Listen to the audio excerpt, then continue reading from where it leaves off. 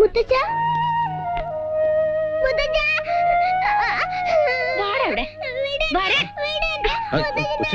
വരാനല്ലേ പറഞ്ഞത്?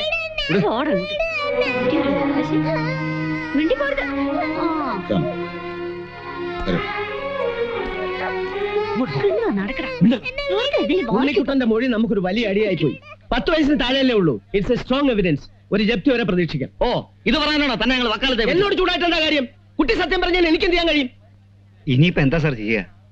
നേരെ ചെന്ന് കാല് പിടിക്കുക. എന്തായാലും അച്ഛനല്ലേ.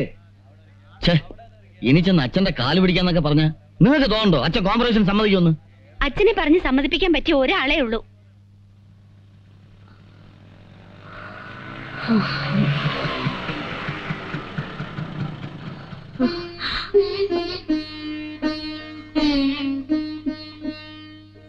എനിക്കറിയാം എന്റെ കുട്ടികൾ വരുമെന്ന്.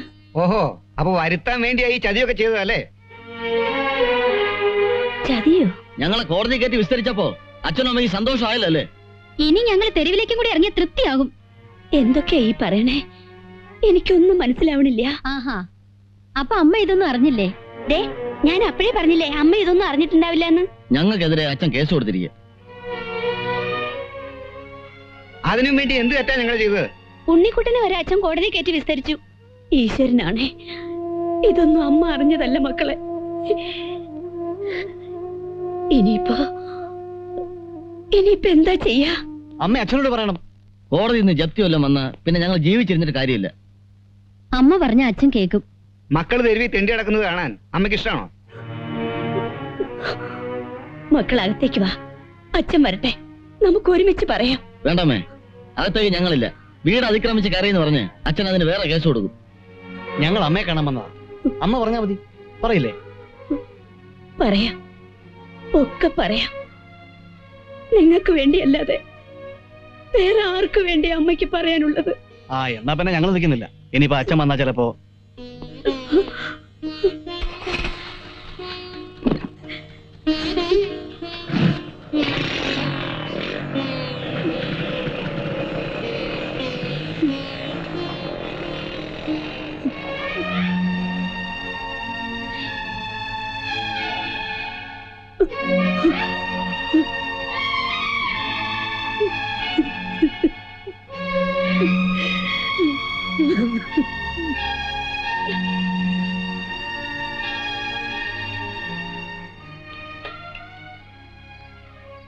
ചങ്ങനാശ്ശേരിന്നും കടുത്തുരുത്തിന്നും ഇല്ലിക്കെന്നൊക്കെ കുറെ കൊള്ളക്കാര് വന്നിട്ട് പോയിന്ന് കേട്ടു. എന്താ വിശേഷം? നമ്മുടെ മക്കളെ കോടതി കയറ്റിയല്ലേ? കയറ്റി വിസ്തരിക്കുകയും ചെയ്തു. നാളെ വിധിയാ. എന്നോടെന്താ ഒരു വാക്ക് പറയാഞ്ഞേ? ജീവിതത്തില് ഭാര്യമാരോട് പറയേണ്ടാത്ത കാര്യങ്ങളുണ്ടെന്ന് ബോധ്യപ്പെട്ടത് ഇപ്പോഴാണെന്ന് കൂട്ടിക്കോളൂ. മക്കൾക്കെതിരെ അച്ഛൻ കേസ് കൊടുക്കാന്ന് പറയണത് ലോകത്ത് ആദ്യമായിട്ടുണ്ടായ മഹാസംഭവം ഒന്നും അല്ലല്ലോ. അച്ഛനമ്മമാരോടുള്ള കടമ സ്നേഹത്തോടെ ചെയ്യണവരാ മക്കള്. അത് മറക്കണൊരു മക്കളല്ല. കടമകളെ ചെയ്യോ ചെയ്യാതിരിക്കോ, മക്കള് നന്നായിരിക്കണമെന്ന് ആഗ്രഹിക്കുന്നവളെ അമ്മയാകൂ. അവര് നമ്മളെ ചവിട്ടി പുറത്താക്കിയതിന്റെ വേദന മറന്നോ പാറൂട്ടി? വയറ്റി കിടക്കുമ്പോ അവര് ചവിട്ടിയ വേദന ഒരുപാട് അനുഭവിച്ചതാ. ഇപ്പൊ ഇതൊന്നും വേദനയായിട്ട് എനിക്ക് തോന്നണില്ല. വേണ്ട മേന്നെ, കുട്ടികളെ വേദനിപ്പിച്ചിട്ട് നമുക്കൊന്നും നേടണ്ട. എന്താ ഒന്നും മിണ്ടാത്തെ? അവർക്ക് മാപ്പ് കൊടുക്കില്ലെന്നാണോ? അവരോട് പൊറുക്കില്ലെന്നാണോ? അവരോട് പുറത്തൊന്നും പറയാതെ എന്നോട് ഇനി മിണ്ടണ്ട.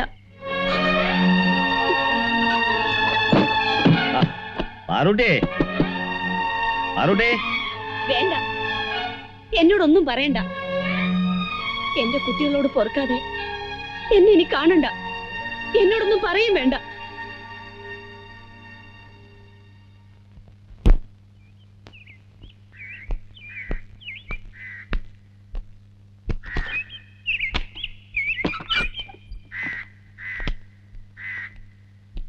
എങ്ങോട്ടാ? പോകരുത്. നമ്മുടെ മക്കളെ ശിക്ഷിക്കരുത്.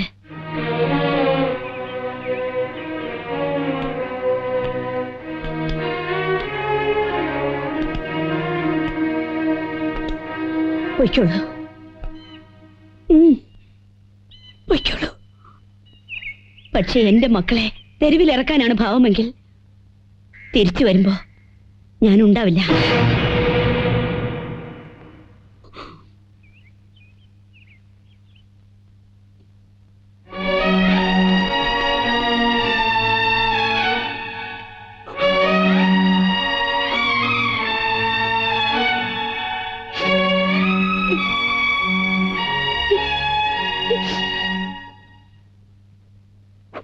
അന്യായ സംഖ്യയായ 6,50,000 രൂപ അന്യായ തീയതി മുതൽ സംഖ്യ ഈടാക്കുന്നതുവരെ 12% പലിശയും കോടതി ചെലവും പ്രതികളിൽ നിന്നും പ്രതികളുടെ സ്ഥാപന ജംഗമ വസ്തുക്കളിൽ നിന്നും ഈടാക്കിയെടുക്കുവാൻ വാദി മേലേപ്പുരയ്ക്കൽ ചന്ദ്രശേഖര മേനോനെ അനുവദിച്ച് വിധിച്ചുകൊള്ളുന്നു.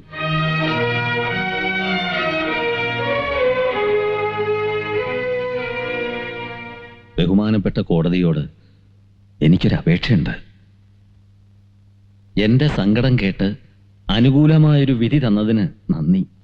പക്ഷേ ആരുടെയും ഒരു സ്വത്തും എനിക്ക് വേണ്ട. ഇതിനേക്കാൾ ഒക്കെ വലിയൊരു സ്വത്ത് എനിക്കുണ്ട്, എന്റെ പാർവതി.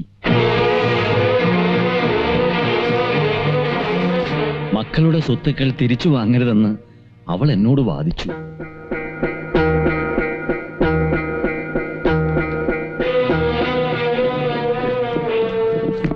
അവളെ തോപ്പിച്ചിട്ട് എനിക്ക് ജയിക്കണ്ട.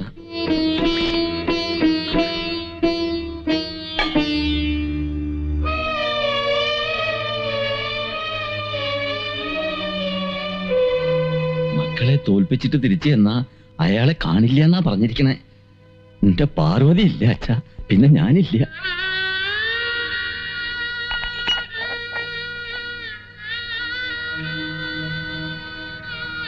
അതുകൊണ്ട് ഇതൊക്കെ തിരിച്ചു കൊടുക്കാൻ ദയുണ്ടാവണം. എന്റെ പാർവതിയെ നഷ്ടപ്പെടുത്തിയിട്ട് ആരുടെ സ്വത്ത് എനിക്ക് വേണ്ട.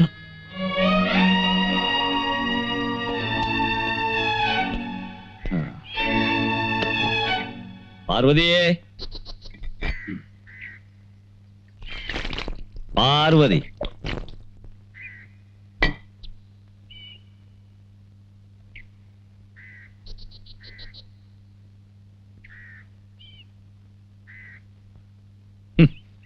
ഒടുവിൽ താൻ തന്നെ ജയിച്ചിരിക്കണു.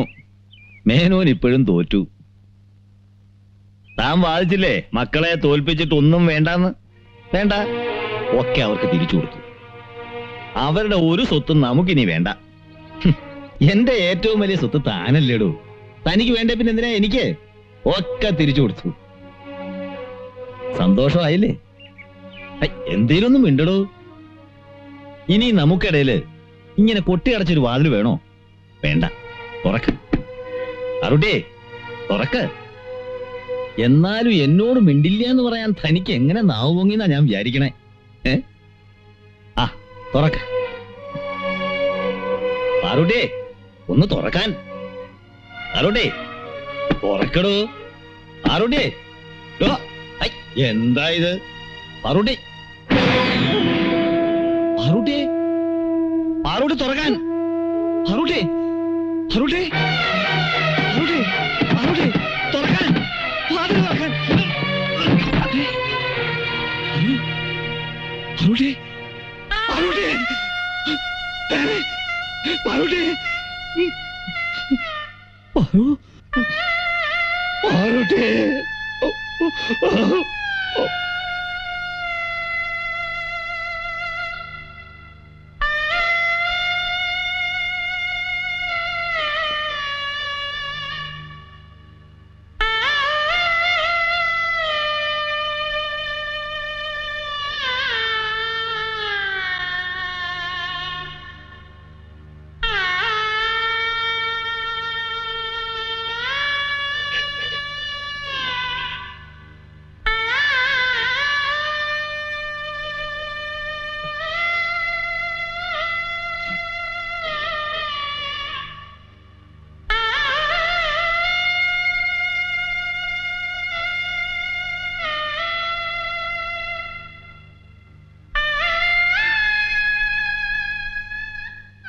രാധ എത്തിയില്ലല്ലോ?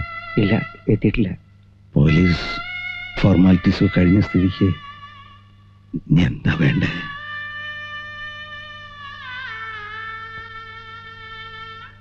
വേണ്ടേ? ദാ,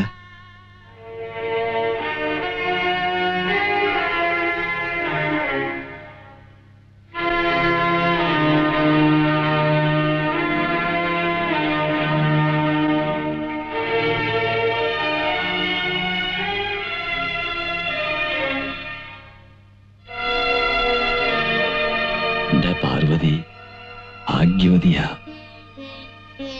മക്കൾക്ക് വേണ്ടിയാ അയാൾ ജീവിച്ചത്, മക്കൾക്ക് വേണ്ടിയാ മരിച്ചത്. ഒരമ്മയ്ക്ക് ഇതിൽ കൂടുതൽ എന്ത് ഭാഗ്യാ വേണ്ടത്? കണ്ടില്ലേ, കുളിച്ചൊരുങ്ങി സിന്ധൂരവും ചാർത്തി ഒരു മംഗളകർമ്മം നടത്തിയ പോലെയാ പോയിരിക്കണേ. ഒരു സങ്കടേ ഉള്ളൂ, മക്കൾക്ക് വേണ്ടി മരിക്കാൻ ഒരുങ്ങി. ഞാൻ കൊടുത്ത സിന്ധൂരം നിറയിൽ അണിഞ്ഞപ്പോ അയാള് പോയാൽ ഒന്നും മിണ്ടാൻ, ഓട്ടമേന്നെ സാരമില്ല എന്ന് പറഞ്ഞൊന്ന് ആശ്വസിപ്പിക്കാൻ ആരോരുമില്ലാണ്ട് അനാഥപ്രേതം പോലെ ഒരു കിളവൻ ഈ ഭൂമിയിൽ തെണ്ടി നടക്കുമെന്ന് ഒരു നിമിഷം ഓർത്തില്ലല്ലോ തമ്പി.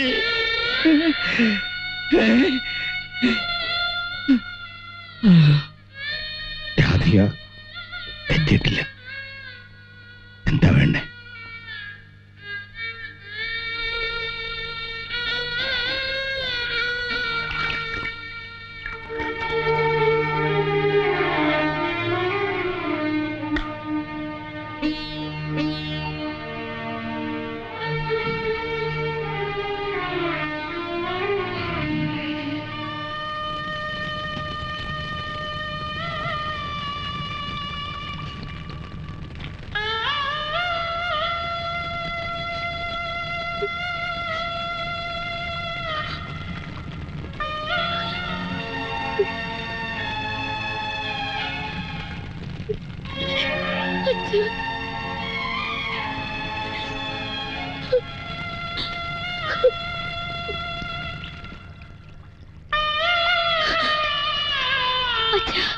എങ്ങട്ടാ?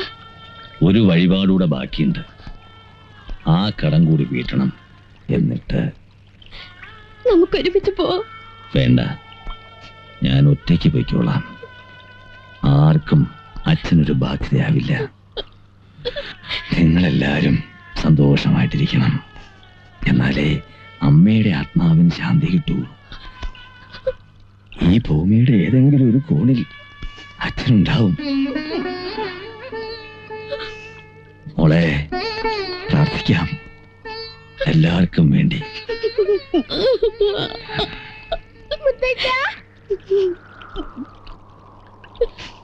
എന്നിട്ട് പോകരുതേ മുത്തച്ഛ.